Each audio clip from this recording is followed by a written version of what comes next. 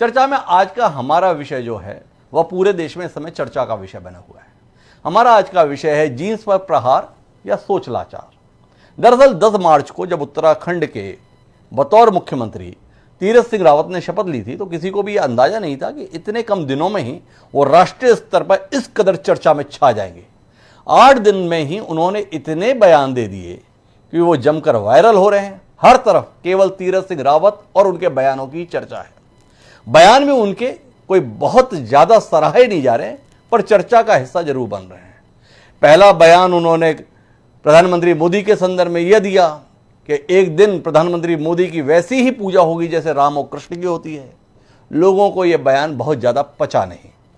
इसके बाद उनके जो बयानों का सिलसिला है वो चलता चला, लेकिन सबसे ज्यादा चर्चा में बयान वो है जिसके अंदर उन्होंने हाल ही में फटी जींस पहनने वाली महिला और बच्चों को संस्कार देने से जुड़ा हुआ बयान दे दिया। उनके इस बयान से छिड़े विवाद से देश भर में सियासत गर्मा गई है। सड़क से लेकर संसद तक उनके बयानों पर चर्चा का माहौल बना हुआ है। तमाम विपक्षी पार्टियों समेत विभिन्न संगठनों ने सीएम के जीन्स और फिर शॉर्ट से संबंधित बयानों की जमकर आलोचना की। यह वैसे पहला मौका नहीं जब किसी सीएम या नेता के महिलाओं के कपड़ों पर इस तरीके के बयान देने को लेकर कोई बवाल बचा हो। इससे पहले भाजपा के राष्ट्रीय महासचिव कैलाश विजयवर्गीय से लेकर केंद्रीय मंत्री रहे महेश शर्मा और अन्य दलों के नेता भी इस तरह की विवादित टिप्पणियां कर चुके हैं। सब बात तो करते हैं महिलाओं के सम्मान के संदर्भ में, लेकिन टिप्पणी करते हैं उनके पहनावे को लेकर। सवाल उठता है कि क्या वह टिप्पणियां इतनी सिंह रावत चारों तरफ से घिरने के बाद अपने बयान पर क्षमा याचना कर चुके हैं। जो कुछ उन्होंने कहा था उसके तर उनका कहना है कि अगर मेरे बयान से किसी की भावनाएं आहत हुई हैं तो मैं क्षमा प्रार्थी हूं। सबको अपने अनुसार वस्त्र परिधान पहनने का अधिकार है। लेकिन उनकी दबाव के चलते इस टिप्पणी के बावजूद भी चर्चा का तो विषय है। हम इसी पर चर्चा करेंगे, समझने की कोशिश करेंगे कि उनके द्वारा की गई टिप्पणियों को अत्यंत आपत्तिजनक मानकर खारिज किया जाए या समाज इस पर विचार करने की कुछ जहमत भी उठाए। इस चर्चा का हिस्सा बनने के लिए 5 खास मेहमान हमारे साथ जुड़ रहे हैं। उनसे आपका परिचय कराएंगे और चर्चा के सिलसिले को आगे बढ़ाएंगे। लेकिन उससे पहले समय है आज के विचार सूत्र का। हमारा आज का विचार सूत्र प्रसिद्ध अमेरिकन लेखक के द्वारा दिया गया है। वो बहुत अच्छे वक्ता थे, बहुत अच्छे कवि थे, बहुत अच्छे निबंधकार थे। उन्होंने संस्कृति के संदर्भ में, अध्यात्म के संदर्भ में बहुत कुछ लिखा, बहुत कुछ पढ़ा। उन्हीं के द्वारा दिया गया एक विचार हमें आज के इस कार्यक्रम के संदर्भ में बड़ा सटीक महसूस हुआ। उन्होंने ये कहा था कि संस्कृति सौंदर्य भावना को जागृत करती है। हंसमुख तथा बुद्धिमान चेहरा ही संस्कृति का लक्ष्य है। एमर्सन के द्वारा यह बात कही गई थी। तो कुल मिलाकर चेहरे पर हंसी रहे, खुशी रहे, यही संस्कृति का लक्ष्य है। और अगर इसी लक्ष्य से हम भ्रमित हो जा रहे हैं और उसे संस्कृति की रक्षा का नाम दे रहे हैं तो उसे कैसे स्वीकार किया जा सकता है? यह सोच का, चिंतन का विषय होना चाहिए। बहरहाल हम अपनी चर्चा पर लौटते हैं और इस चर्चा का हिस्सा बनने के लिए हमारे साथ कई खास मेहमान जुड़ रहे हैं। हमारे साथ कांग्रेस की तेज तर्रार नेत्री और सामाजिक मुद्दों पर बेहद मुखर अलका लांबा एक बार फिर साथ में है। हमारे साथ शबनम पांडे जी हैं, भारतीय जनता पार्टी की प्रवक्ता के तौर पर इस मुद्दे पर चर्चा के लिए खास तौर पर हमारे साथ जुड़ी हैं। हमारे साथ डॉक्टर ऋचा सिंह हैं, अध्यक्ष हैं करणी सेना की, मुंबई से खास तौर पर इस चर्चा का हिस्सा बन रही हैं। साथ ही हमारे साथ दीपिका सिंह जी अयोध्या से जुड़ी हैं, जो अध्यक्ष हैं विश्व राम राज्य महासंघ की, अयोध्या राम मंदिर निर्माण आंदोलन से जुड़ी रही हैं। भारतीय सभ्यता, भारतीय संस्कृति के संदर्भ में उनका संघर्ष लगातार जारी है। और इन सब के बीच में निष्पक्ष राय देने के लिए हमारे साथ एक ऐसा व्यक्तित्व है जो अब देखते हैं उन्हें तो वो हॉलीवुड के स्टार के तौर पर दिखते हैं, पर जब वो बोलते हैं तो भारतीय संस्कृति के वाचक के तौर पर हमें दिखाई देते हैं। राहुल देव जी हमारे साथ में, किसी परिचय के मोहताज नहीं है। आप सभी का स्वागत है। बहरहाल चर्चा की शुरुआत करने के लिए अलका लांबा सबसे सही तौर पर हमारा चयन है, क्योंकि इस मुद्दे के संदर्भ में वो अपनी बेबाक टिप्पणी करने के लिए जानी जाती हैं। तो उन्हीं से जानते हैं कि जो कुछ तीरथ सिंह रावत ने कहा है उसके संदर्भ में वो क्या सोचती हैं, क्या महसूस करती हैं। लेकिन वो अपनी टिप्पणी रखें उससे पहले बेहतर होगा कि हम तीरथ सिंह रावत जी की टिप्पणियों को भी सुने और उसके संदर्भ में देश के तमाम नेताओं ने क्या प्रतिक्रिया दी है उसको भी सुन लें, फिर अपनी चर्चा के सिलसिले को आगे बढ़ाते हैं। तो एक बार सुने क्या कह रहे हैं उत्तराखंड के नवनियुक्त मुख्यमंत्री तीरथ सिंह रावत जी। भी बाबा के बगल में बैठे हैं, लेकिन मैंने जब उनकी तरफ देखा तो नीचे गमबूट थे, जब और ऊपर देखा तो घुटने फटे थे, हाथ देखे तो कई कड़े थे। लेकिन जब ये घुटने देखे, बच्चे 2 साथ में उनके थे। मैं कहा बहन जी कहां जाना है? दिल्ली जाना है। हस्बैंड कहाँ है? जेएनयू में प्रोफेसर है। तो मैं क्या करती हूँ? मैं एक एनजीओ चलाती हूँ। एनजीओ चलाती है, घुटने फटे दिखते हैं, समाज के बीच में जाती हूँ, बच्चे साथ में हैं, क्या संस्कार दो? जब पढ़ता था, एक चंडीगढ़ से आई लड़की, वो हमारे यहाँ की थी, चंडीगढ़ की नहीं थी, माफ करना, थी पहाड़ की, पर चंडीगढ़ की थी, से आई, श्रीनगर आई। आप क्या बोलते हो? कट क्या बोलते? पहली बार नया नया, तो ऐसे दिख रहे थे लड़के उसको, बस आ गई बम है कोई, क्यों? और उसका कुछ दिन ऐसा मजाक बना, ऐसा मजाक, क्योंकि सारे पीछे भागना शुरू कर दिए। और सिटी में पढ़ने आए हो, क्यों? और बदल दिखा रहे हो। तीरथ सिंह रावत जी ने तो हद ही कर डाली। कभी उन्हें बेटियों के द्वारा रिप्ड जीन्स पहनने पर एतराज है और कभी हाफ कट में उन्हें उत्तराखंड और चंडीगढ़ और देश की बेटियों का शरीर नजर आता है। ये दोष बेटियों में नहीं, भारतीय जनता पार्टी के मित्रों, ये दोष आपकी मानसिकता में है। देश की हर महिला से माफी मांगनी चाहिए कि इस समय पर जो महिलाओं पे अत्याचार सब चरम सीमा पर है, की जगह, उनकी सुरक्षा की जगह, उनकी सम्मान की लड़ाई लड़ने की बजाय अब उन पे ही दोष मर रहे हैं। ऐसे लोग और ऐसी सोच रखने वाले, मैं मानती हूँ, देश की संस्कृति को बिगाड़ते। इस तरह की इनकी सोच है, उनकी बोली भी उसी तरह की है कि एक तरफ तो बोलते हैं बेटी बचाओ बेटी पढ़ाओ, ये बेटियों को क्या बचाएंगे? कपड़ा कोई गरीब भी नहीं पहनाना चाहता अपने परिवार को, मैं चाहता था हम सब अच्छे कपड़े पहने। दूसरी बात, महिलाएं जो पुरुष है फटा कपड़ा पहनता है तो उस पर नजर जाती सीधी। अभी मेरा फटा यहाँ से फटा होगा तो आप भी कहोगे पटेल साहब आपका, कमल जी आपका कपड़ा फटा है, सीधी आंखें नजर जाएगी। तो हमारी माताएं बहनें हैं, उनके खटे कपड़े रहेंगे तो वो नजर जाएगी लोगों की उसके ऊपर, वो अच्छी चीज नहीं है। और इसलिए मुख्यमंत्री जी ने कहा कि भाई हमारी माता बहनों का सम्मान होना चाहिए। और कौन नहीं चाहेगा? मैं चाहूंगा मेरी बहन बेटी का सम्मान हो, आप चाहेंगे अपने परिवार का सम्मान हो, और पूरा देश ही हमारा परिवार है और देश की बेटी बहन हमारी है। अपनी पत्नी को छोड़ के बाकी हमारी सब बेटी बहन मां के रूप में तो है हमारी संस्कृति। तो कुल मिलाकर बड़ा ऐतराज है तीरथ सिंह रावत जी को। क्या संस्कार दोगे? फटी हुई जीन्स पहनकर जा रहे हो, सार्वजनिक जीवन में जा रहे हो, एनजीओ भी चला रहे हो, पति जेएनयू में पढ़ाता है, बहुत आपत्तिजनक है। अलका जी क्या कहेंगी आप देश की संस्कृति के प्रति इन चिंताओं को लेकर, पहनावे को लेकर, इतनी संवेदनशीलता को लेकर? सुरक्षा बोध महसूस हो रहा है कि शीर्ष स्तर पर बैठे हुए लोग इस कदर चिंतित हैं, इस कदर संवेदनशील हैं, सुरक्षा के लिए, संस्कार के लिए इतनी ज्यादा संवेदना उनके मन में है, और आप लोग आपत्ति कर रहे हैं। कैसे लोग हैं आप? डॉक्टर हिमांशु ये एक गद्दे से मुंह से निकला शब्द होता, एक बयान, शायद हम भूल जाते, लेकिन ये एक संकीर्ण मानसा और सोच है महिलाओं के प्रति।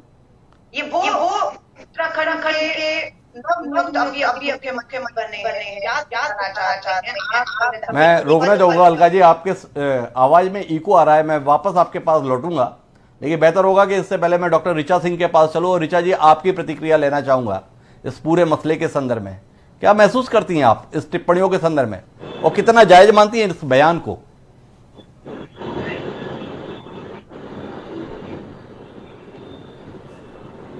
जी ऋचा जी। हाँ, नमस्कार। देखिए, मुझे नहीं लगता कि हमें जीन्स जैसे मुद्दों पे इस वक्त बात करनी चाहिए जब देश में इतने बड़े बड़े मुद्दे और हैं बात करने के लिए। लेकिन फिर भी हालांकि जब ये जीन्स का मुद्दा उठा है तो हमें अपनी प्रक्रिया देनी ही होगी। और जहां तक तीरथ सिंह जी का सवाल है, फटी जीन्स से आप लोगों को किस तरीके से, मतलब क्या टारगेट करना चाह रहे हैं आप? और तो ये एक ऐसी चीज थी ना फैशन में कि आदमी, औरत, बच्चे, इसमें तीनों ने इसको फॉलो किया। नहीं तो जनरली क्या होता है, हम औरतों को टारगेट कर देते किसी भी मुद्दे को लेकर के, जनरली कपड़ों को लेके, बट फटी जीन्स तो आदमी भी पहनते, आपने उनको तो टारगेट नहीं करा। आप एक जब सचिव पोस्ट पे थे तो आप औरतों को, मतलब गम बूट, फटी हुई जीन्स, कड़ा, और वो एनजीओ की लेडी हैं, ये सब आप देख रहे हैं। आपने आज आप सीएम बन गए हैं तो हम आपसे क्या एक्सपेक्ट करें? मतलब मेरे हिसाब से अगर देखा जाए तो इनका आईक्यू लेवल इतना कम है कि ये सीएम बनने लायक है नहीं। बट बना दिया गया है, तो उस हिसाब से उत्तराखंड की औरतों को थोड़ा सा सेफ रहना अब ज्यादा जरूरी है, क्योंकि उनके सीएम ही जब उनकी घुटने उठने देखने पे आ जाए तो हम क्या बोले, क्योंकि हम तो मुंबई में रहते हैं और यहाँ पे तो मैं खुद एक महिला अध्यक्ष हूँ। मैं देखे इस समय जीन्स टी शर्ट में ही बैठी हुई हूँ, बट मेरे इधर जितने आदमी हैं, मुझे नहीं लगता हमारे इधर करनी सेना में या जहां पे भी पूरे मुंबई में कि लोगों को फर्क पड़ता है कि किसके घुटने दिख रहे हैं, किसके पांव दिख रहे हैं, किसकी एड़ी दिख रही है, किसके हाथ का कोना दिख रहा है। सब अपने अपने काम में व्यस्त है। मेरे ख्याल से नए नए बने हैं सीएम, तो उन्हें अपना पद पे किस तरीके से वर्क करना है वो समझ में नहीं आ रहा। और पब्लिसिटी स्टंट की तो आदत हर किसी को होती है, तो हम इसको एज अ पब्लिसिटी स्टंट भी ले सकते हैं उनका। तो कुल मिलाकर एक पब्लिसिटी स्टंट से ज्यादा महसूस नहीं करती हैं ऋचा सिंह जी। उन्हें लगता है कि उत्तराखंड की महिलाओं का आने वाले समय में भविष्य कैसा होगा, इस पर चिंता करने की जरूरत है, क्योंकि जो मुख्यमंत्री बना है उसकी सोच इस स्तर की है। तो इस सोच को लेकर ऋचा सिंह सहमत नहीं है। लेकिन हमारे साथ में दीपिका सिंह जी हैं, क्या वो भी ऋचा सिंह जी की सोच के साथ है या तीरथ सिंह रावत जी के सोच के साथ में वह अपने आप को जोड़ पाती हैं? जी दीपिका जी। जी बिल्कुल, जैसे अभी दीदी ने बोला कि और भी मुद्दे हैं, मुद्दा बनाने के लिए, राजनीति करने के लिए बहुत मुद्दे हैं, लेकिन अगर किसी ने विचार रखा है, कोई अपनी सोच रखी है, तो उनको सोच पहले अपनी और विस्तारित करनी चाहिए। क्योंकि अगर उनको जो है छोटे कपड़े देखने हैं या जीन्स देखनी है तो पहले गोवा का एक एटमॉस्फेयर भी देखें। जी। अगर उन्हें संस्कृति संभालनी है, संस्कृति और सभ्यता की बात करनी है, तो वो अपने विचारों को इस तरह कमेंट करके नहीं रख सकते। और किसी एक वर्ग को तो बिल्कुल वो अपना उस पर स्पेशली कमेंट नहीं कर सकते हैं, वो विचार रख सकते हैं, वो भी तरीके से रख सकते हैं। जी। अगर उनको अपने विचार रखने हैं तो वो अपने तरीके को बोले कि हाँ, हमारी संस्कृति कैसे खत्म हो रही है। जी। हमारी संस्कृति आज तो ये मुद्दा कोई नया है नहीं। जी। आज तो कपड़ों का मुद्दा है, चाहे संस्कृति का मुद्दा है, ये नया तो है नहीं, ये परोसा कहाँ जा रहा है। जी। इसमें कौन योगदान दे रहा है? मुद्दा ये है, अगर हमारे युवा आज भटक रहे हैं, हमारे युवा को कोई प्रॉब्लम हो रही है, वो अपनी गति से बिखर रहे हैं, तो वो क्यों बिखर रहे हैं? क्योंकि उनको इससे अगर आप देखा जाए तो बॉलीवुड एक ऐसी वो बन चुकी है कि जहां से गंदगी के अलावा कुछ भी नहीं दिया जा रहा है। ना तो अगर एक सीरीज चल पड़ी है, वेब सीरीज, जहां पर सब अपने मनमानी कर रहे हैं। आप उससे एक सेंसर बोर्ड बैठाया हुआ है, लेकिन सेंसर बोर्ड को भी कुछ नहीं दिखाई देता है क्या गलत है क्या सही है। मतलब वहां से सब कुछ पास हो जाता है। वो बैठाया इसीलिए गया है कि जो कुछ खराब चीजें हैं उसको वो कट करे, उस पर ऑब्जेक्शन करे। जी भाई, हम अपने विषय से भ्रमित हो जाएंगे। हमारा सेंसर बोर्ड, बॉलीवुड आज का विषय नहीं है। हमारा विषय यह है कि एक शख्स जो राष्ट्रीय स्वयंसेवक संघ से प्रशिक्षित रहा है, एक शख्स जो वहां का प्रचारक रहा है, एक शख्स जो प्रदेश का शिक्षा मंत्री रहा है, एक शख्स जो इस समय उत्तराखंड जैसे राज्य का, जिसे देवभूमि कहा जाता है, वहां का मुख्यमंत्री है। और उसके बाद उसकी चिंताएं हैं महिलाओं के पहनावे को लेकर, उनके माध्यम से समाज में जा रहे संदेश को लेकर, उनकी चिंताएं हैं संस्कार को लेकर। तो उनके संस्कार संबंधी चिंताओं से आप अपने आप को जुड़ा महसूस कर रही हैं, या आपको लगता है कि उनके स्वयं की सोच, उनकी समझ, उनके संस्कार के संदर्भ में उनकी पार्टी और आसपास के परिवेश को विचार करना चाहिए? क्या राय रखती हैं आप? जी, उनका जो संस्कार को लेकर के विचार है वो सही है, बट वो जिस मुद्दे को उठा रहे हैं, वो जो एक राजनीति का माहौल बना रहे हैं और एक विशेष वर्ग को जो टिप्पणी कर रहे हैं, वो शोभनीय नहीं है।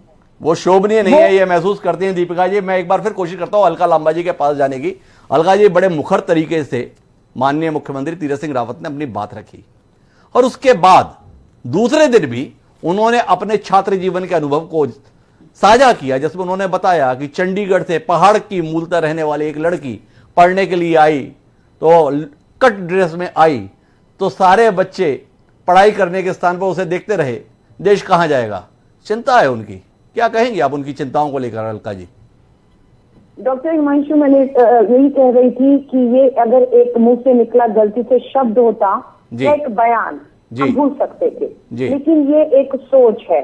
ये सोच उनकी है महिलाओं के प्रति जो संवैधानिक पदों पर बैठे हैं, मुख्यमंत्री हैं, उत्तराखंड के नए नए मुख्यमंत्री बने हैं, उस संविधान की शपथ लेकर संविधान का पद ग्रहण किया है, जो संविधान हमारी आबादी को आजादी देता है। ये उस आजादी पर पहरा लगाना चाहते हैं। किन्हें अधिकार दिया इन्होंने कि हमारे संविधान में मिले हमारे आजादी के ऊपर ये तय करें कि हमें क्या पहनना है और क्या नहीं पहनना है। ऊपर से नीचे अगर तीरथ सिंह रावत जी किसी को देखना था तो उस उत्तराखंड को ऊपर से नीचे तक देखते, जिन्हें 4 साल में आपके पूर्व मुख्यमंत्री भ्रष्टाचार में डुबो के चले गए। ऊपर से नीचे देखना था तो उत्तराखंड में महिलाओं के साथ बलात्कार के मामले बढ़ रहे हैं, अपराध हो रहे हैं, न्याय नहीं हो रहा, वहां देखना था। उत्तराखंड को ऊपर से नीचे युवाओं को देखना था जो बेरोजगार और नशे में। लेकिन आपने देखा तो किसको देखा? ऊपर से नीचे तक घूरा, उसके कपड़ों को देखा, उसके चरित्र पे उंगली उठा दी। और आपको मालूम है निर्भया के बाद इस पे भी कानून आ गया कि राह चलता हुआ कोई पब्जी किसकते घूरे, ऊपर से नीचे देखकर महिला को या बेटियों को असहज महसूस कराए, इस पे भी कानून आ रहा है। मुझे तो लग रहा था प्रधानमंत्री जी को तुरंत कहना चाहिए माफी मांगिए इन्हें, नहीं तो इन्हें हटा दीजिए, क्योंकि उम्मीद छोड़ दीजिए कहीं न्याय मिलेगा। जब मुख्यमंत्री संविधान, पहली बात नहीं है, माफ कैसे किया जा सकता है, ये संघ की सोच है। संघ प्रमुख मोहन भागवत ने कहा था मैरिज कॉन्ट्रैक्ट है। महिला गृहिणी के रूप में अच्छी लगती है, उसे पति की सेवा करनी चाहिए, पति को खुश रखना चाहिए, बच्चे पैदा करने चाहिए और उन बच्चे को संस्कार देने की जिम्मेदारी माँ की है। ये मोहन भागवत जी का बयान था। क्या कहा मनोहर लाल खट्टर, हरियाणा के संवैधानिक पद पर बैठे मुख्यमंत्री ने, जब वहां की बेटियों ने, क्योंकि खाप पंचायत में अपने फैसले सुना रही थी, बेटियों ने कहा संविधान वाली आजादी का हनन हो रहा है, तो मनोहर लाल खट्टर कहते हैं आजादी चाहिए तो कपड़े खोलकर नंगे घूमिए। ये उनका स्टेटमेंट था। आगे योगी आदित्यनाथ पर खोजिए इनका बयान। वहां पर ये कहते हैं कि महिलाओं को आजाद और स्वतंत्र नहीं छोड़ना चाहिए। ऐसे बात कर रहे थे, वो महिला नहीं कोई जानवर है जिसे खुले नहीं छोड़ना चाहिए, बेड़ियां डाल देनी चाहिए। कितने बयान आपको मैं ऐसे बताऊं, हरियाणा का, उत्तर प्रदेश का, उत्तराखंड का, और आपके जो संवैधानिक पदों पर बैठे सोच इसी का शिकार है कि अब न्याय नहीं हो रहा है।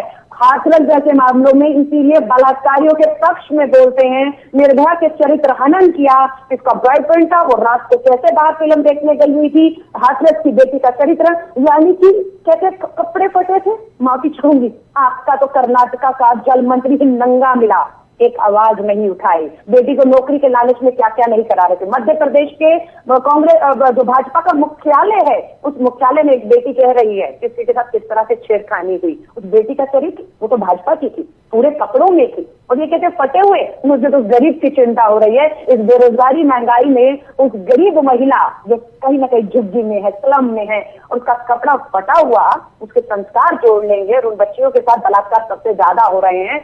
मुझे चिंता है कैसे न्याय होगा, ये अलका लांबा जी की चिंता है। अलका लांबा जी इस बात से भी परेशान है कि सारे बयान भाजपा से जुड़े हुए नेताओं के क्यों आते हैं, संघ से संबंधित लोगों की चिंताएं इस प्रकार की क्यों व्यक्त होती हैं।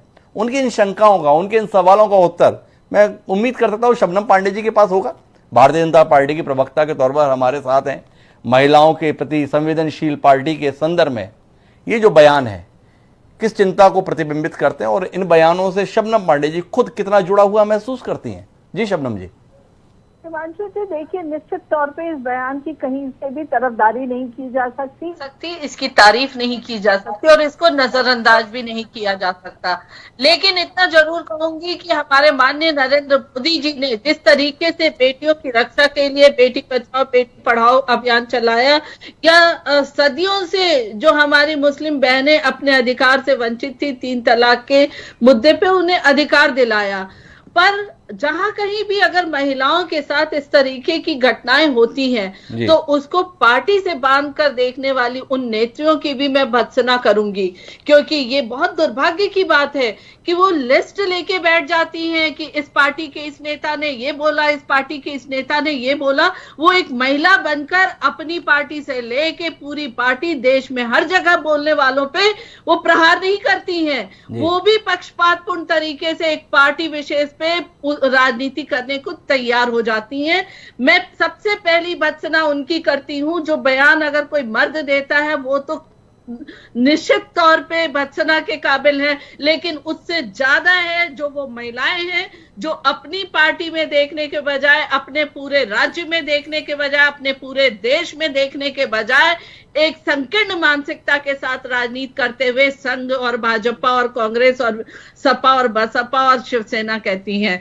अगर इस तरीके का लिस्ट करती हैं तो अभी तुरंत ही आप देखिए कंगना रनौत पे कैसे कैसे बयान हुए शिवसेना से, आप कांग्रेस में देखिए तो कैसे कैसे बयान दिग्विजय सिंह और वहां के सीएम कमलनाथ जी ने दिया था। अगर आप सपा में देखिए तो मुलायम सिंह जी ने, कोई भी पार्टी इससे हम बख्श नहीं सकते, और जो बख्श के बात करता और राजनीति करती हैं जो महिलाएं, उन्हें कहीं ना कहीं राजनीति छोड़ देना चाहिए, क्योंकि हम महिला है, पहले राजनीति बाद में करेंगे। अगर आज उस महिला पे कटाक्ष हुआ है तो कल मेरे पे भी हो सकता है, कल आप पे भी हो सकता है। आपको बुलंद आवाज में इसमें लड़ना पड़ेगा। बस एक बात की जरूर तारीफ कहूंगी कि ऐसी बेकार बयान देने के बाद उन्होंने माफी मांगी, कम से कम ये तो समझ में आया, क्योंकि माफी मांगना भी जरूरी है, माफ करने वाला बयान नहीं था। लेकिन उन्हें ये जानना होगा, जिस देश के प्रधानमंत्री बेटियों के हर हक और हर उत्थान के लिए काम कर रहे हैं, उस देश में अगर कोई भी इस तरह का बयान देता है तो उसकी भत्सना की जा सकती है, तरफदारी नहीं की जा सकती, और उस पर राजनीति की जा सकती है, किसी पार्टी के साथ खड़े नहीं हुआ जा सकता। मैं एक बार फिर पूछता हूँ शबनम जी, उन्होंने माफी मांग ली, माफी भी क्या मांगी है? उन्होंने कहा यदि उनके बयान से किसी की भावनाएं आहत हुई हैं तो उसके लिए क्षमा मांगते हैं। लेकिन उन्होंने कहा क्या था? पूरे बयान को एक बार शब्द से सुनाता हूं आपको। उन्होंने कहा, एक बार जब मैं जहाज में बैठा तो मेरे बगल में एक बहन जी बैठी हुई थी। मैंने उनको देखा तो नीचे गमबूट थे, जब और ऊपर देखा तो घुटने फटे हुए थे, हाथ देखे तो कई कड़े थे। जब घुटने देखे और 2 बच्चे साथ में दिखे तो मेरे पूछने पर पता चला कि पति जेएनयू में प्रोफेसर हैं और वो खुद कोई एनजीओ चलाती हैं। जो एनजीओ चलाती हैं उनके घुटने दिखते हैं, समाज के बीच में जाती हैं, बच्चे साथ में हैं, क्या संस्कार देंगी?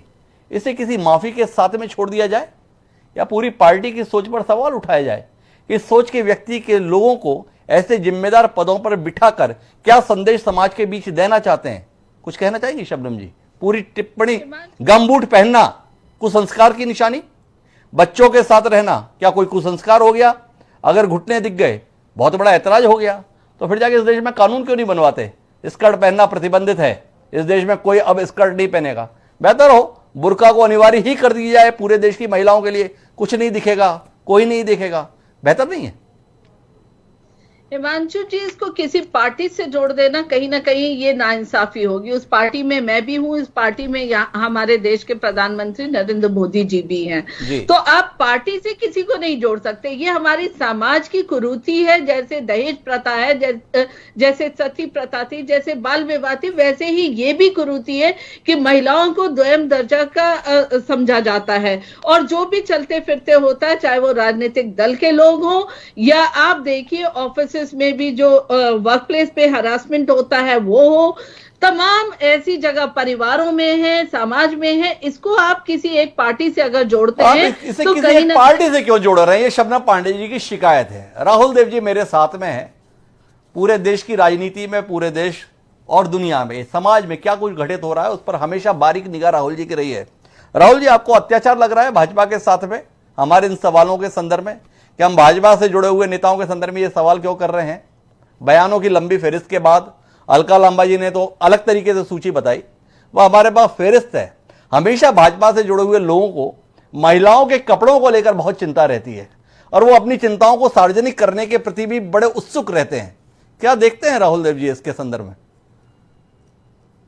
हिमांशु, एक तो मुझे शुरुआत में इससे करना चाहूंगा कि मुझे शबनम जी को सुनकर बहुत कुछ अतिरिक्त प्रसन्नता हुई। तो मैं उनको बधाई देना चाहता हूं, साधुवाद कहना चाहता हूं कि उन्होंने जिस बहुत खुली और आधुनिक सोच का परिचय दिया है, जिस विचारशीलता का परिचय दिया है, वो बहुत स्वागत योग्य है। मेरे लिए उनको सुनना बड़ा सुखद आश्चर्य था। ये तो अपेक्षित ही था कि हमारी बहुत पुरानी मित्र अलका जो उन्होंने कहा, जो वो कहेंगी, बाकी लोगों ने भी, बाकी सब इस पर सब में सहमति थी कि ये बयान बहुत गलत है। तो किसी ने इसका बचाव नहीं किया, लेकिन शबनम जी ने भी नहीं किया भाजपा की होने के बावजूद। ये बहुत ही सुखद है और इसका हम सबको स्वागत करना चाहिए। निश्चित रूप से इसका अलका जी को भी स्वागत करना चाहिए जी।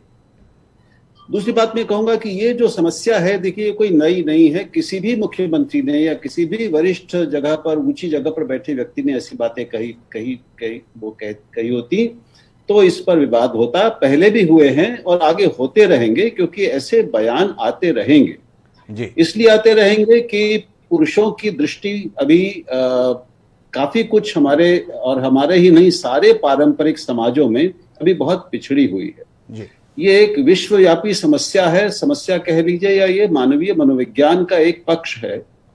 यहाँ पर कई चीजें हैं। एक तो ये समाज शास्त्रीय समस्या है जी। दूसरी ये आयु की समस्या है, यानी जिसको हम जनरेशन गैप कहते हैं।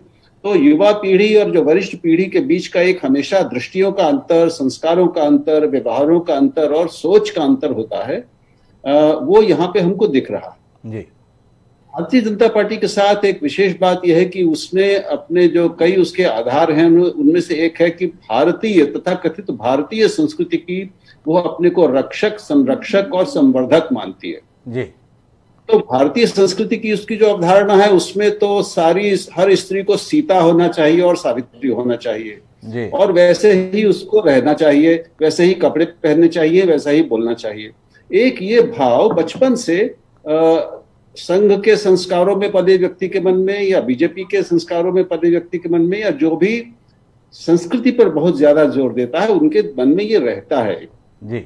और ये एक बहुत व्यापक समस्या, ये केवल भाजपा का ही नहीं है। आप पाएंगे कि अभी अब हरियाणा और पश्चिमी उत्तर प्रदेश के खापों के अगर आप संस्कार देखिए, वहां पर गांव में जीन्स पहनना लड़कियों के लिए मना कर दिया जाता है जी। वो तो भाजपा के कारण नहीं है। वहां पर मोबाइल फोन भी बंद कर दिए गए कई बार लड़कियों के लिए कि लड़कियों को मोबाइल भी नहीं देना चाहिए, इससे वो बिगड़ जाती हैं जी। तो ये एक हमारा देश में एक साथ कुछ लोग हैं जो 15वीं सदी में रहते हैं, कुछ लोग 22वीं सदी में चले गए जी। एक दूसरा पक्ष ये है जो एक बहुत महत्वपूर्ण है कि यहाँ पर भारत में आप जानते हैं हिमांशु कि दो भारत हैं, दो देश हैं, एक है इंडिया जी, एक है भारत। इंडिया की जो महिलाएं हैं, इंडिया की जो बेटियां हैं और हम सब की बेटियां उस तरह की, मैं भी 2 बेटियों का पिता हूं, हमारी बेटियां इंडिया की बेटियां हैं, वो भारत की बेटियां नहीं हैं जी। तो वो भी जीन्स पहनती हैं, वो स्कर्ट पहनती हैं, वो शॉर्ट्स भी पहनती हैं और हमें अब देखने की उसको आदत हो गई है। लेकिन एक पिता के तौर पे मैं आपको कह सकता हूं कि अगर बेटी का कोई भी अंग ज्यादा दिखता है तो पिता को समस्या होती है, कितने भी हम आधुनिक हो जाएं जी। तो ये एक समस्या है जो बनी रहने वाली है जी। लेकिन ये जिम्मेदारी हम पुरुषों की है कि वो अपनी सोच को हम थोड़ा अपडेट करें और नई पीढ़ी तक पहुंचाएं, नई पीढ़ी से संवाद करें, उसकी बदलती हुई जीवन शैलियों को, उसकी बदलती हुई सोच को समझें, उसको उसकी निंदा न करें, उसको समझें। ये प्रयास जिसने नहीं किया है उसके लिए समस्या होगी आधुनिकता के साथ तालमेल बिठाने में। और कुल मिला के पीढ़ियों के अंतराल को लेकर राहुल देव जी बात कर रहे हैं, वो उस संस्कार की भी बात कर रहे हैं जो संघ के अंतर्गत मिलता है, भारतीय संस्कृति के संदर्भ में भी जो दिक्कत है उसके संदर्भ में बात करते हैं। तीरथ सिंह रावत हर तरफ से आलोचना से घिरे हैं। जो भी महिला अधिकारों का हिमायती है वो इस संदर्भ में सवाल कर रहा है कि इस तरीके का बयान वो कैसे दे सकते हैं। लेकिन कुछ लोग हैं जो तीरथ सिंह रावत के साथ भी हैं। सोशल मीडिया पर तमाम फोटोग्राफ्स के साथ में लोग ये सवाल उठा रहे हैं कि इस प्रकार के पहनावे का समर्थन कैसे किया जा सकता है। कुछ दृश्य हम भी टीवी स्क्रीन पर दिखाते हैं और ऋचा सिंह जी के पास में जाते हैं। पहले हम दुकान पर जब जाते थे तो अगर कहीं थोड़ा सा भी छेद दिखता था तो वो कपड़ा खरीदने का सवाल ही नहीं उठता था, पर अभी तो तलाशा जाता है कौन सा हिस्सा किस जगह से कितना ज्यादा फटा है, वो उतना ही महंगा खरीदा जाए। क्या कहेंगे ऋचा जी? कुछ दृश्य आप देखिए टीवी स्क्रीन पर, ये दृश्य हैं इस पहनावे के संदर्भ में। अगर तीरथ सिंह रावत सवाल उठा रहे हैं या कुछ लोग सवाल उठा रहे हैं, गलत कर रहे हैं, ज्यादती कर रहे हैं, इसकी हिमायत करना अपराध होगा, क्या कहेंगे ऋचा जी? गलत और जाति की बात नहीं है। अब जैसे कि मुंबई है या फिर पूरे इंडिया में, बार बार मुंबई नहीं मेंशन करूंगी, पूरे इंडिया में भाई इतने सारे फैशन डिजाइनर्स हैं, तो जब उनके नाम के आगे डिजाइनर लगा होता है तो वो अपनी डिजाइनिंग कहीं ना कहीं तो दिखाएंगे। तो उन्होंने इस तरीके से ये रिप्ड जीन्स का एक फैशन आ गया जो कि उन्होंने मेल फीमेल और बच्चे सबके लिए डिजाइन करी एंड लोगों को वो काफी पसंद आ रहा है। आई थिंक वो या तो कंफर्टेबल फील करते हैं या क्योंकि पाँव का पोर्शन है तो मुझे नहीं लगता कि लोगों को कोई इतनी दिक्कत होती है रिब्ड कपड़े उतना पहनने में। ये मेरी सोच है, मैं इस पे ज्यादा वो नहीं बोलूंगी कि पाँव है तो लोगों को लगता है चलेगा, ठीक है, इट्स ओके। बट जहां तक तीरथ सिंह जी ने बोला है कि वो उन्होंने काफी जोर दिया एनजीओ की महिला है, मैं ये जानना चाहती हूँ कि क्या कहीं ये बहुत ज्यादा इम्पोर्टेंट है कि एनजीओ की महिला है तो वो खाली साड़ी और सूट में ही नजर आनी चाहिए, अगर उसने जीन्स पहन लिया तो वो एनजीओ की महिला नहीं, फिर वो एक आम औरत हो जाती है। कोई ड्रेस कोड तो डिसाइडेड नहीं है कि आप अगर किसी संस्था या संगठन या पार्टी से जुड़े हुए हैं तो आपको साड़ी और यही सब पहनना चाहिए, ऐसा तो नहीं है। क्योंकि कितनी सारी हमारी फिल्म अभिनेत्रियां हैं जो आजकल क्या कहते हैं सांसद हैं और सब कुछ है, तो जब वो मूवीज में होती हैं तो वो हर तरीके के अटायर्स को पहनती हैं, तो जब वो क्या कहते हैं पार्लियामेंट में जाती हैं तो साड़ी पहन लेती है। तो भाई सबकी अपनी अपनी सोच है, सब जिस जगह जैसा माहौल रहेगा अडॉप्ट कर लेंगे। अब वो अगर क्या कहते हैं प्लेन में जा रही थी जीन्स पहन के, तो मेरे ख्याल से मुख्यमंत्री जी को ही थोड़ा सा एज अ पर्सन नहीं देखना चाहिए था। भाई नीचे ऊपर से नीचे किसी औरत को देख रहे हैं और उसके बाद फिर आप नेशनल टीवी पे आकर के और वहां जाकर के उनका पूरा अच्छे से डिस्क्रिप्शन दे रहे हैं कि उन्होंने पांव के अंगूठे से लेके सर के बाल तक उनकी एक एक चीज नोटिस करी, साथ में उनके पति नहीं है, 2 बच्चे हैं। अरे आपने देख लिया 2 बच्चे हैं, घुटना दिख रहा है प्लेन में, घर में होंगी तो दिखता ही होगा, तो रोज तो आप नहीं संभालने जा सकते हैं ना इन चीजों को। और वो उनकी माँ है, उनको हक है भाई, वो जैसे चाहे वैसे अपने बच्चों के आगे रह सकती है। आप कौन होते हैं उस चीज को पब्लिकली बताने वाले? और आप गए कहाँ थे? नशा मुक्ति केंद्र के उद्घाटन में शायद, वहां पे इस तरीके की बातों का करने का क्या मतलब बनता है? आप बच्चों से ऋचा सिंह जी अभी भी तीरथ सिंह रावत की चिंताओं के साथ सामने नहीं बिठा पा रहे। उन्हें लगता है कि सवाल तो तीरथ सिंह रावत पर होना चाहिए, किस सोच के साथ वो मौजूद थे प्लेन के अंदर, ना कि इस बात पर उन्हें चिंता करनी चाहिए कि वो महिला किस तरीके से मौजूद थी।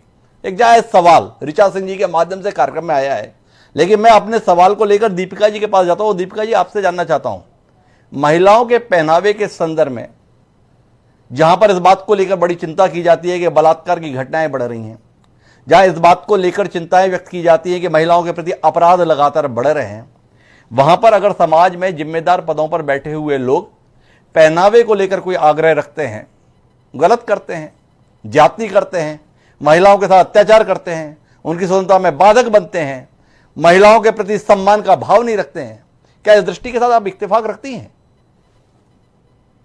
ये एकदम गलत धारणा है और गलत विचार है जी। मैं आपको थोड़ा सा अपने भारत के संस्कार के माध्यम से और पीछे ले जाना चाहूंगी जी। जब भारत में पर्दा प्रथा नहीं थी जी, ये सभी लोग जानते होंगे कि भारत में हमेशा से पर्दा प्रथा नहीं थी जी। उस समय महिलाओं की क्या स्थिति थी, और आज पर्दा प्रथा भी है सभी प्रकार का कि विचारों से उसको जो है इस तरह बता रहे हैं कि ढकिए, कपड़ा कम पहनिए, हो आप अच्छे से पहनिए।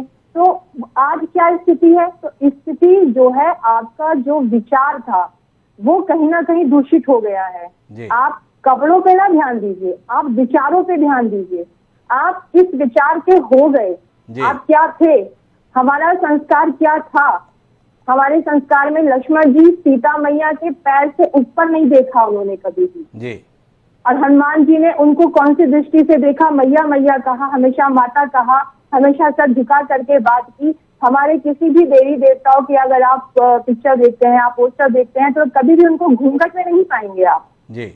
अगर कोई पोस्टर ऐसे आप देखते हो तो आप मुझे बताइएगा, क्योंकि पर्दा प्रथा नाम की कोई यहाँ पर चीज ही नहीं थी। खाली अब क्या हुआ कि कैसे एक वर्ग को दबाया जाए, कैसे उसको बताया जाए कि तुम्हारा जो है एक लेवल है, तुम्हारा जो है एक सोच से तुम रहो, तुम इस तुम्हारा एक कैटेगरी है, एक मतलब बताने के लिए, जताने के लिए एक वर्ग ने जब दूसरे वर्ग पर ये आरोप प्रत्यारोप का जो सिलसिला चालू हो गया, तो कहीं ना कहीं महिला ने ही जो है अपने आप को बैक किया कि चलिए आप अगर इस तरीके से संतुष्ट होते हैं, आप इस तरीके से जो है बातें करते हैं कि हम सेफ रहेंगे, हम जो है इस तरह की धारणा नहीं उत्पन्न होगी। लेकिन ये एकदम गलत है।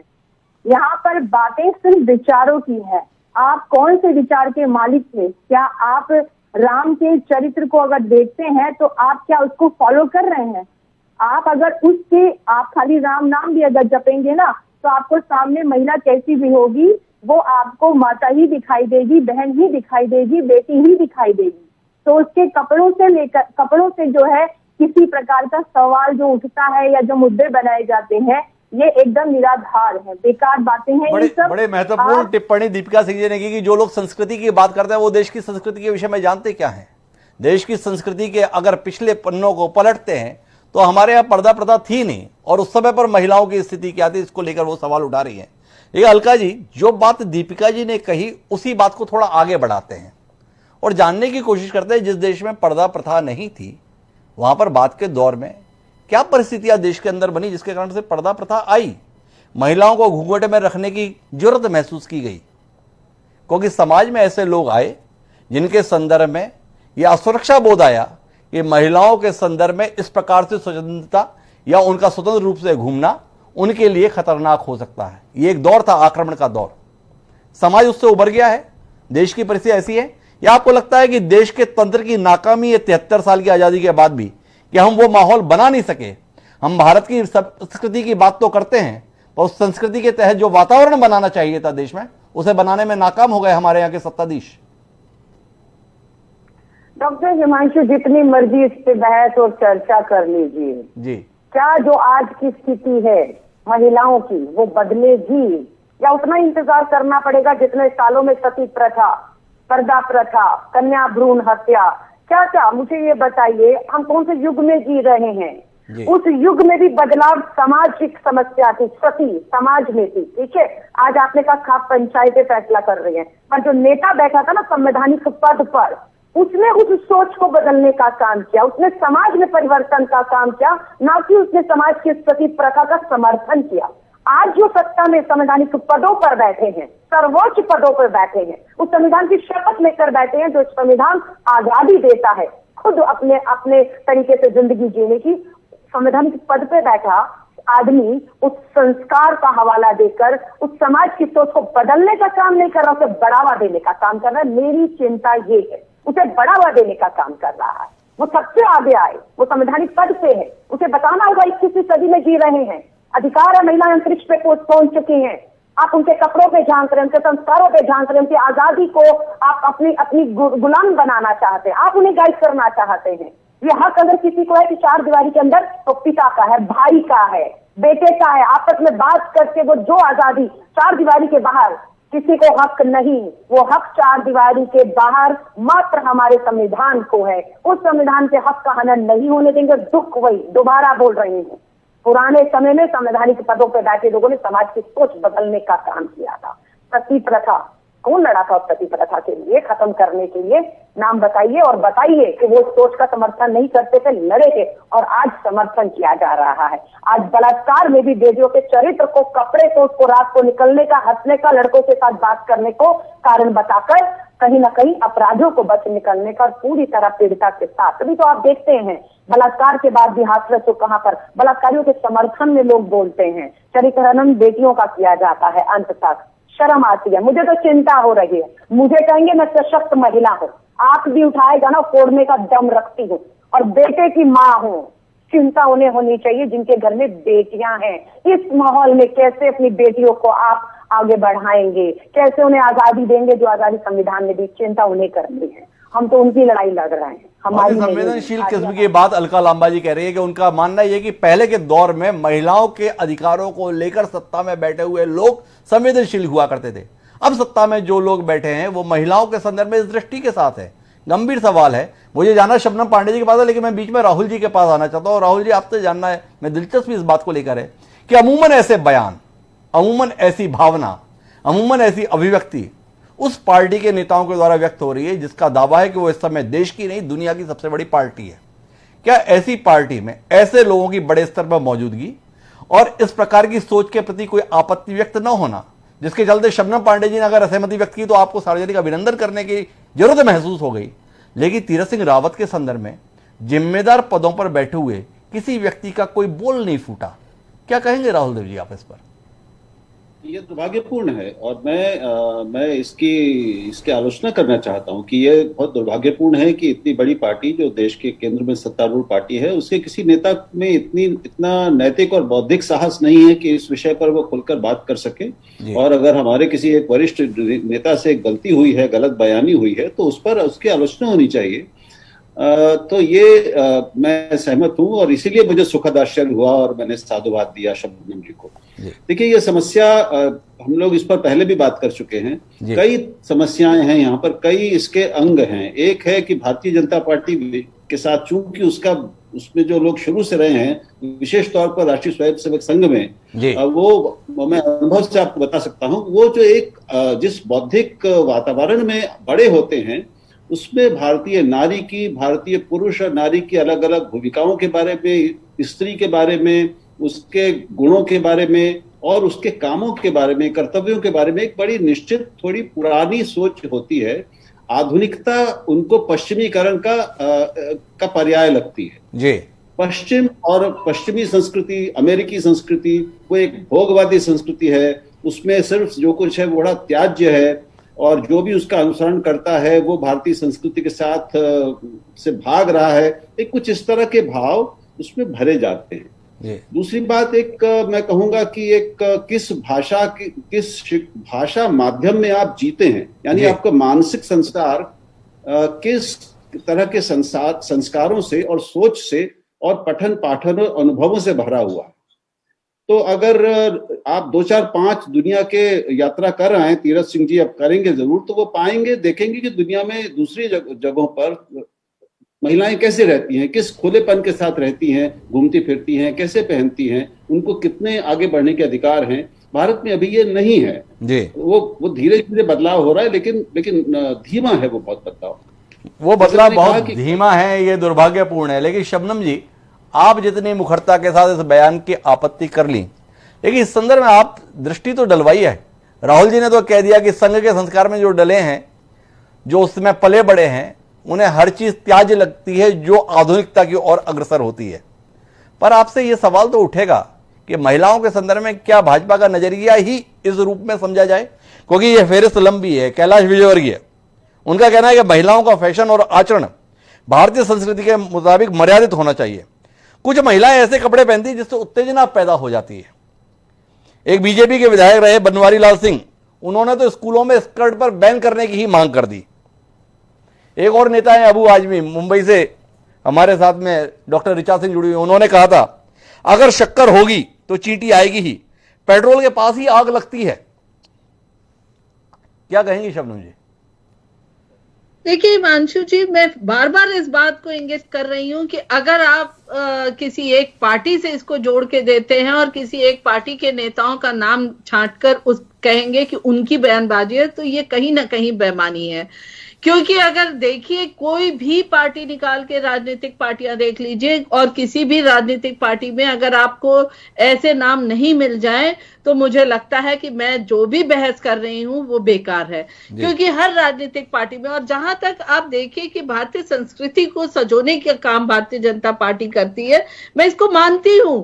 जैसे राजा राम मोहन राय ने सती प्रथा खत्म किया, वैसे ही माननीय नरेंद्र मोदी जी ने 3 तलाक के दंश को झेलने वाली महिलाओं को उससे छुटकारा दिया। उन्होंने महिलाओं के अधिकार के लिए आवाज उठाया। बच्चियों के साथ, छोटी बच्चियों के साथ बलात्कार होने वाले जुर्म पे एक कड़ा कानून बनाया, बड़ी सजा दी। ऐसा नहीं हम कह सकते कि अगर किसी का कोई व्यक्तिगत राय है और वो गलत है तो इसका मतलब उस पार्टी के सभी नेताओं पे आप आवाज उठा दीजिए और सभी को कहिए कि वो इस तरह की सोच रखते हैं। मैं नहीं मान सकती। इसे शबनम जी मानने के लिए तैयार नहीं है, लेकिन शबनम जी की आपत्ति पर हमारे साथ में जुड़े अलका लांबा जी को भी कोई आपत्ति है और राहुल देव जी भी कुछ हस्तक्षेप करने जा रहे हैं। पहले अलका जी की बात सुनते हैं, फिर राहुल जी की ओर चलते हैं। जी अलका जी, कुछ कहना चाह रही हैं आप शबनम जी की टिप्पणी पर? डॉक्टर साहब, मेरी बात सुनिएगा। राजनीतिक दल, पार्टी का नेता बाहर में जाए, साइड पे रखिए। हमें उनकी चिंता नहीं है। हमें चिंता उसकी है जो मुखिया है, जो सरकार में, जिसने संवैधानिक शपथ ली है, जिसकी जिम्मेदारी है बेटियों को बराबरी का हक, अधिकार, सुरक्षा, सम्मान देना और उसकी रक्षा करना।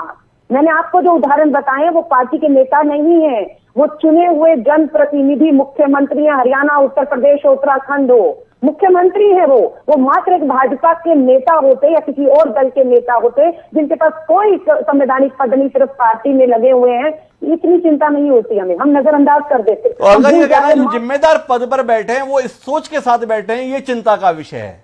राहुल जी भी कोई हस्तक्षेप करने जा रहे थे, एक बार राहुल जी की बात को सुनते हैं और फिर तीरथ सिंह रावत जी ने जो कहा है उससे जुड़े हुए एक सवाल भी उनसे करते हैं। जी राहुल जी।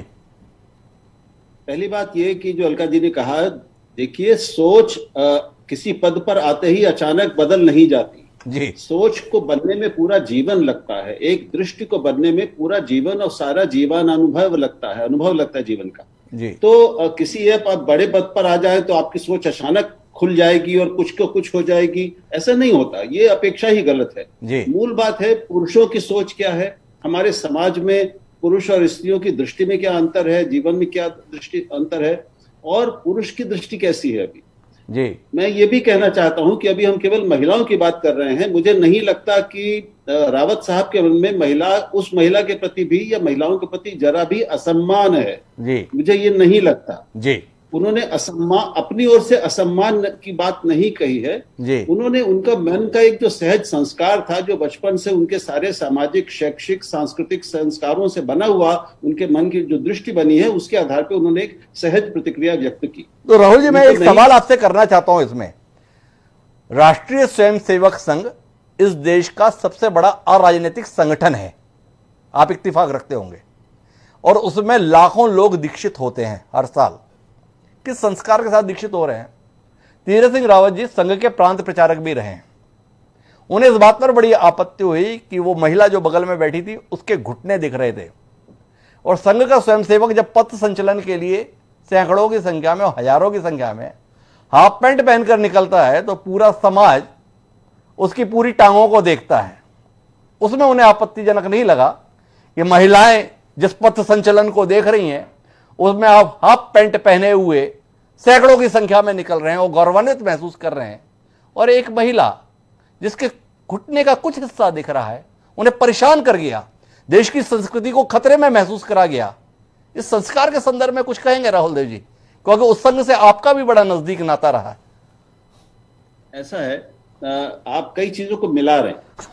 पहली बात तो मैं ये कहना चाहता हूं कि ये केवल महिलाओं का मामला नहीं है। आपको याद होगा कि अभी शायद पिछले हफ्ते ही इसी देश की एक विधानसभा ने अपने एक पुरुष विधायक को हटा दिया, उसको सदन से हटा दिया क्योंकि वो वहां पर टी शर्ट और जीन्स पहन के गया था जी। तो ये अब उसके साथ वहां पे महिला के प्रति दृष्टि की तो कोई बात नहीं थी जी।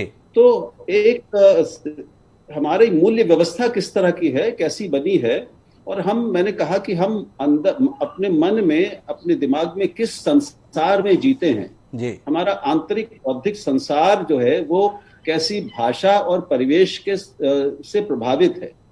ये मैं राहुल जी, आपने आक्षेपित कर दिया मुझे कि मैं कई चीजों को मिला रहा हूं, लेकिन आपने जो तर्क दिया है उस तर्क को भी थोड़ा विस्तार देता हूं कि गुजरात विधानसभा में ऐसा हुआ। गुजरात विधानसभा जहां भारतीय जनता पार्टी का वर्चस्व है, जिस संस्कार की, जिस सोच को लेकर हम बात कर रहे हैं, उसी का प्रभुत्व उस विधानसभा में है, और वहां से जो बाहर कर दिए गए थे वो कांग्रेस पार्टी से जुड़े हुए थे। सोच का ही तो सवाल चल रहा है, और शबनम पांडे जी इस सोच के संदर्भ में हमारे सवालों पर आपत्ति करेंगे, आप हमारे साथ ही इन सोच को क्यों लागू कर रहे हैं। और मेरा सवाल था संघ के संदर्भ में, तीरथ सिंह रावत जिस संघ के प्रांत प्रचारक रहे हैं, सैकड़ों की संख्या में मौजूद होकर पथ संचलन में हाफ पैंट में उनको चलते हुए हम लोग देखते हैं, उस समय पर लगता नहीं कि ये कुछ आपत्तिजनक है, तो उनको आपत्तिजनक क्यों लग गया? राहुल जी, इस पर आपसे टिप्पणी तो अपेक्षित है ना, भले ही घालमेल सही। मैं दे रहा हूं जवाब। पहली बात यह कि पुरुष के प्रति दृष्टि और स्त्रियों के प्रति दृष्टि में अंतर होता है, सब जगह होता है, हमारे यहाँ बहुत ज्यादा है जी। नहीं होना चाहिए लेकिन है, और ये एक पूरी मानवीय समस्या है और सार्वभौमिक समस्या है जी। स्त्रियां केवल भारत में ही नहीं हो रहा है, बलात्कार केवल भारत में ही नहीं होते उनके साथ, अत्याचार केवल भारत में ही नहीं हो रहे। ये एक, मैं बार बार कह रहा हूँ, वैश्विक समस्या है। ये पुरुष चेतना से जुड़ी हुई एक बहुत गंभीर समस्या है। नहीं राहुल जी, मेरी आपसे अपेक्षा ये थी कि क्या आपको लगता है कि संघ के स्तर पर इस सोच को बदले जाने की कोई जरूरत आप जैसा बौद्धिक व्यक्तित्व महसूस करता है कि आप जो स्वयं जिस तरीके के परिवेश को धारण करके गौरवान्वित होते हैं महिलाओं के संदर्भ में आप इस नजरिए को रखें, बदलने की जरूरत, क्योंकि वो संस्कार देने वाला संगठन है, उसके स्तर पर अगर बदलाव आएगा तो देश में बड़े स्तर पर बदलाव दिख पाएगा।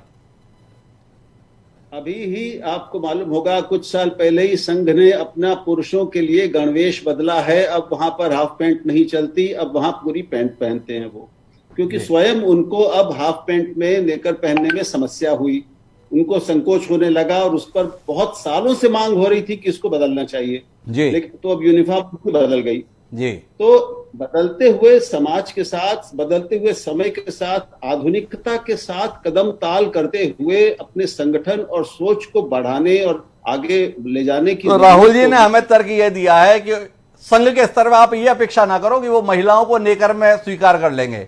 उन्होंने तो अपने आप को बदल लिया है, वो स्वयं जो हाफ पैंट में रहा करते थे फुल पैंट में आ गए, अब इसके साथ में आप स्वीकार करें। अलका लांबा जी को राहुल देव जी के तर्कों के संदर्भ में कुछ असहमति थी, एक बार फिर अलका जी को रुख करते हैं। जी अलका जी, आपकी टिप्पणियां। डॉक्टर हिमांशु यही तो कह रहे हैं, कपड़े मत बदलिए, सोच बदलिए, नजरिया बदलिए, बार बार यही बात कह रहे हैं। महिला हो या पुरुष हो, कपड़ों से आगे निकलिए। और राहुल जी ने एक बहुत गंभीर बात कही है, हम भी वही कह रहे हैं। उन्होंने कहा ये जो संवैधानिक पद पर मुख्यमंत्री बैठे हैं, हरियाणा हो, आपका उत्तर प्रदेश, उत्तराखंड हो, उनकी सोच एक दिन में नहीं बनी। हम भी तो यही कह रहे हैं, ये सोच कहाँ पर पनपी उनकी। तो महिलाओं के चरित्र पर, उनके कपड़ों पर, संस्कारों पर आप बात करें, ये संघ से उनकी सोच बनी है और वो सोच वहां पर हावी हो चुकी है, वो सोच हावी हो चुकी है जो पूरी तरह ये सबसे वो सोच हावी हो रखी है, ये कहना है अलका जी का। और शबनम जी को कोई आपत्ति है इस बयान के संदर्भ में? जी शबनम जी, आप कुछ कहना चाह रही हैं? देखिए हिमांशु जी, इस बात को मैं पूछना चाहती हूँ, क्या शिवसेना के कार्यकर्ता और नेता संघ से ट्रेनिंग लेके आए हैं? क्या कांग्रेस के कार्यकर्ता और नेता संघ से ट्रेनिंग लेके आए? अगर मानसिकता संघ की खराब है तो ये जो और पुरुष है वो कहाँ से ट्रेनिंग लेके आ रहे हैं?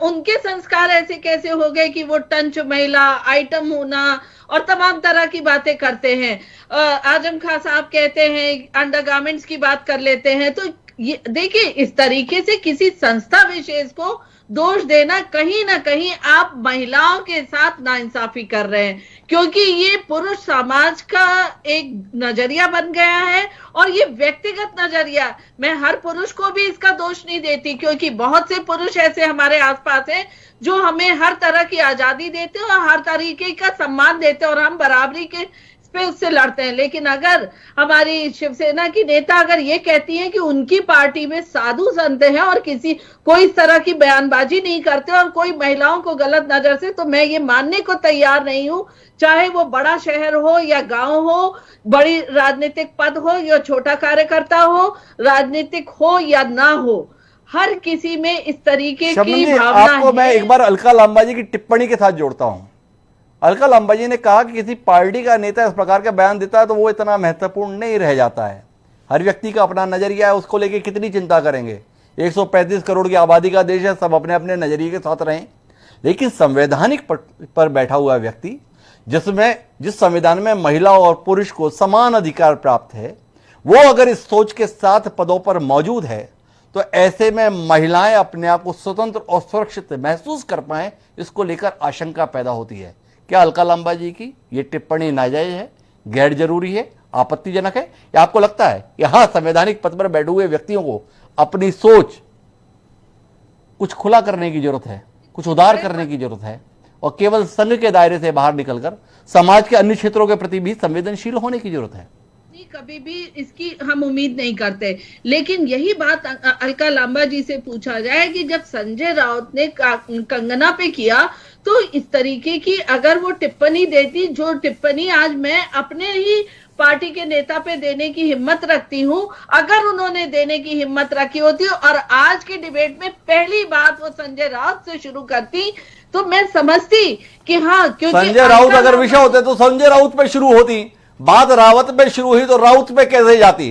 पर आपने संजय राउत को लेकर उनका नजरिया जानना चाहा है। आपकी ओर से मैं अलका जी को रुख करता हूं और संजय राउत की जय जयकार या हाय हाय क्या करना चाहती हैं अलका जी? आप भी व्यक्त कर दीजिए, शबनम जी को थोड़ी शांति होगी कि आप वाकई विचारों के संदर्भ में स्वतंत्र हैं या पार्टी के साथ बंधकर ही अपनी बात कहती है?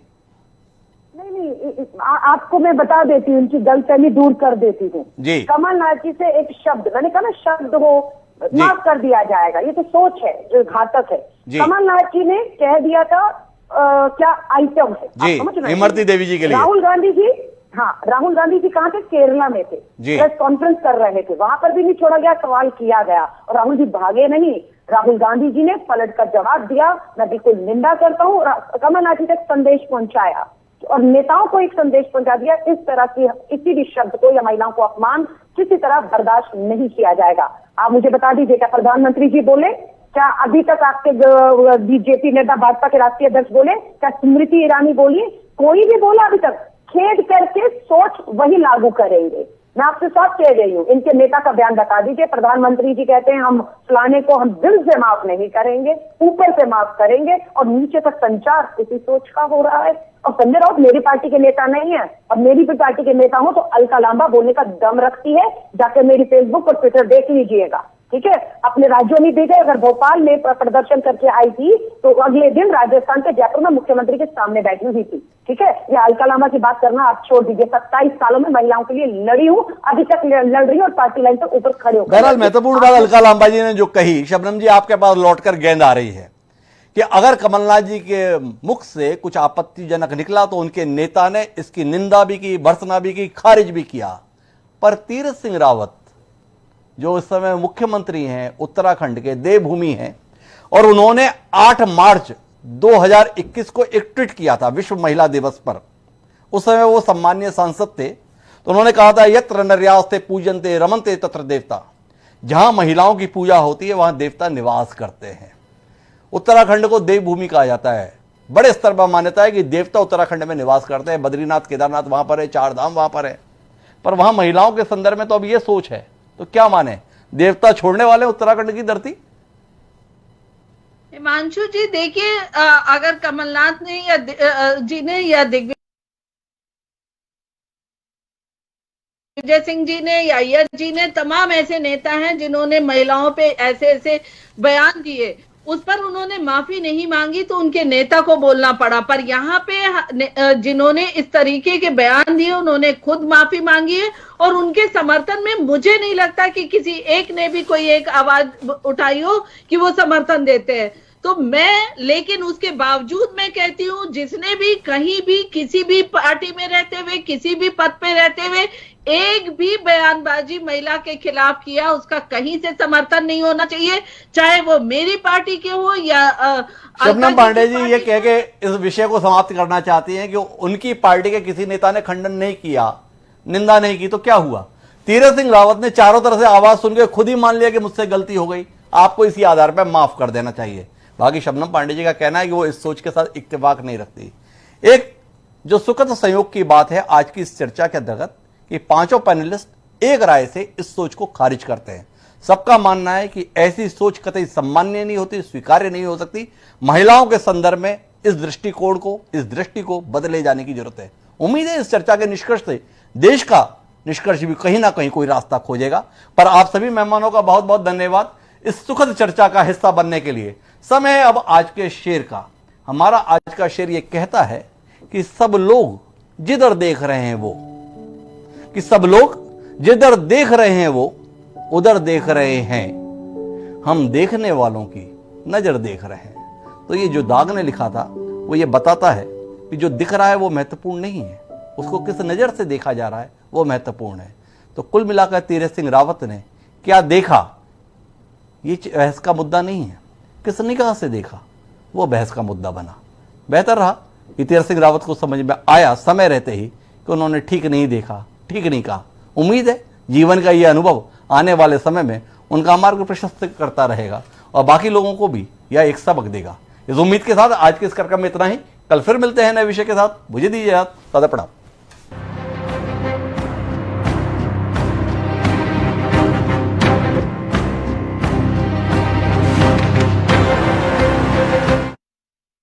वक्त बर्बाद तो पैसे बर्बाद। बिजनेस को बढ़ाने के लिए पैसे चाहिए होते ना, तो सीधा मुथूट फाइनेंस के पास पहुंचा मैं। 4 करोड़ का लोन लिया चुटकियों में, तब से बिजनेस जो है वो 4 गुना आगे बढ़ गया है। 1-800-313-1212 पर कॉल कीजिए, करोड़ों का गोल्ड लोन लीजिए चुटकियों में।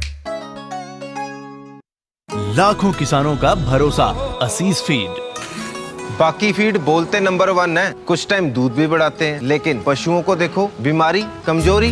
2 दिन का फायदा, फिर घाटा ही घाटा। फीड का असली काम करे असीस फीड। ये पशु की सेहत बनाए और बरकरार रखे। नतीजा सालों साल बेहतर दूध, बीमारियों से लड़ने की ताकत और बच्चे जनने की काबिलियत। बेहतर दूध, बेहतर स्वास्थ्य सालों साल। सब कुछ आजमाया और तब मैंने माना कि सिर्फ सच्ची